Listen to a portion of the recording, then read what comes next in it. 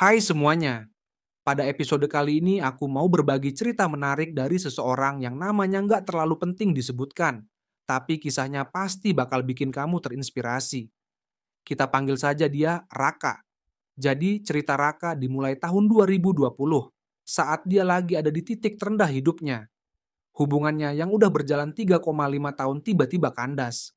Awalnya dia pikir itu keputusan yang benar, tapi lama-kelamaan rasa kehilangan mulai datang. Enggak lama kemudian, itu berubah jadi rasa putus asa buat balikan sama mantannya. Karena nggak tahu harus gimana, Raka mulai cari-cari informasi di internet. Dari sana, dia bertemu konsep Law of Attraction, LOA. Dia baca buku-buku tentang ini. Mulai dari karya Abraham Hicks sampai Neville Goddard. Awalnya, dia nggak langsung percaya. Masa sih semudah itu? Pikir Raka. Tapi karena dia udah nggak tahu lagi harus gimana, akhirnya dia coba juga.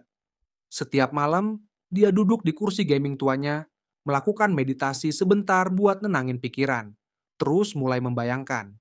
Dia nggak terlalu ikutin metode Neville yang nyuruh membayangkan satu adegan spesifik terus-terusan. Raka lebih santai. Dia cuma membayangkan beberapa adegan sederhana yang bikin dia merasa seolah-olah dia dan mantannya udah balikan. Raka lakukan itu selama seminggu. Di hari terakhir ada yang berubah. Waktu dia membayangkan, tiba-tiba dia merasa tenang banget. Ada rasa lega yang nggak bisa dijelasin, kayak ada sesuatu yang bilang semuanya bakal baik-baik aja. Sejak saat itu, dia berhenti membayangkan. Dia udah merasa cukup, kayak keinginannya udah jadi nyata di hatinya. Meskipun di dunia nyata belum terjadi perubahan apapun. Dan tebak apa yang terjadi? Beberapa minggu setelah itu, mantannya tiba-tiba ngehubungin dia duluan. Nggak sampai seminggu setelah ngobrol lagi, mantannya bilang kalau dia masih cinta sama Raka. Hubungan yang tadinya terlihat nggak mungkin diperbaiki, ternyata kembali seperti dulu lagi, bahkan menjadi lebih baik. Pengalaman ini bikin Raka nggak cuma berhenti di situ. Beberapa waktu lalu, dia kembali baca bukunya Neville Goddard, dan ada satu bagian yang bikin dia dapat wawasan baru. Neville pernah bilang, saat kamu selesai berdoa, kamu akan merasa seperti sudah melihat akhir yang bahagia dari ceritamu. Meskipun kamu nggak tahu bagaimana cara menuju ke sana. Kata-kata ini bikin Raka sadar sesuatu. Waktu itu cuman konsep. Dia nggak perlu tahu langkah-langkah detail buat mencapai keinginannya.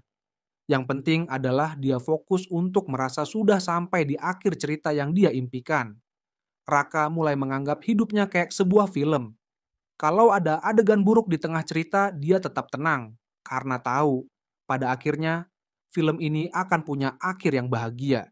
Bagi Raka, dunia nyata cuma bayangan sementara yang bakal menyusul apa yang dia rasakan di dalam imajinasinya.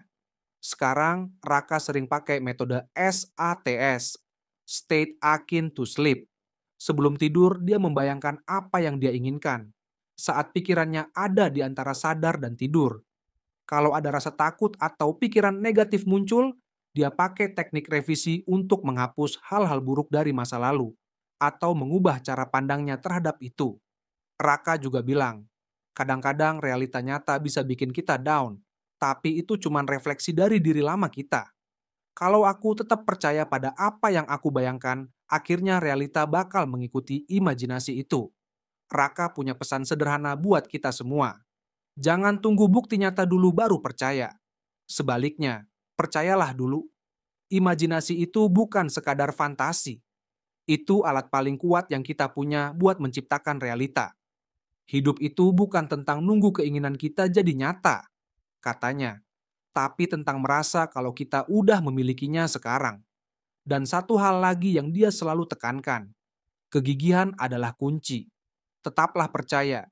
Meskipun di depan mata kita kayaknya belum ada perubahan.